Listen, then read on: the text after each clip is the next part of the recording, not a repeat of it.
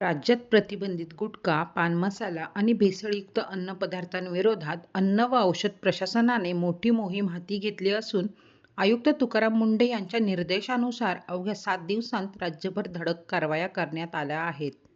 25 मे ते 31 मे 2026 या कालावधीत करण्यात आलेल्या विशेष मोहिमेत तब्बल 1,58,28,667 रुपयांचा मुद्देमाल जप्त करण्यात आला आहे.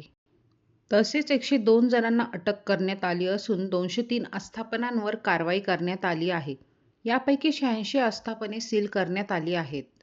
गुटखा आणि पान मसाला विरोधातील मोहिमेत राज्यभरातील 130 आस्थापनांवर छापे टाकण्यात आले. विभागनिहाय पाहिले तर कोकण विभागात सर्वाधिक 47 कारवाया करून 46 जणांना अटक करण्यात आली.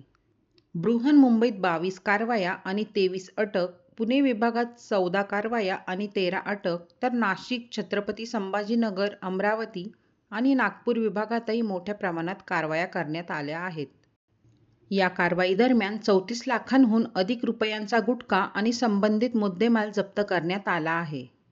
संबंधितावर भारतीय न्यायसंहिता तसेच अन्न सुरक्षा व मानके कायद्यांतर्गत गुन्हे दाखल करण्यात आले आहेत.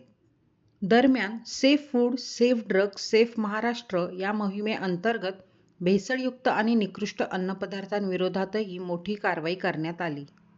मुंबई, पुणे, कोल्हापूर, सांगली, सातारा, नाशिक, रायगड, जालना, बीड, नांदेड, परभणी, सोलापूर आणि छत्रपती संभाजीनगरसह अनेक जिल्ह्यांमध्ये तपासण्या करण्यात आल्या.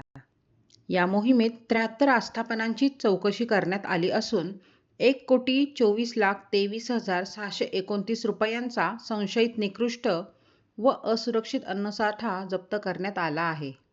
अन्नपदार्थांचे नमुने प्रयोगशाळेत तपासणीसाठी पाठविण्यात आले आहेत. नागरिकांच्या आरोग्याशी खेळ करणाऱ्यांविरोधात यापुढेही आणखी कठोर कारवाई केली जाईल, असा इशारा अन्न व औषध प्रशासनाने दिला आहे.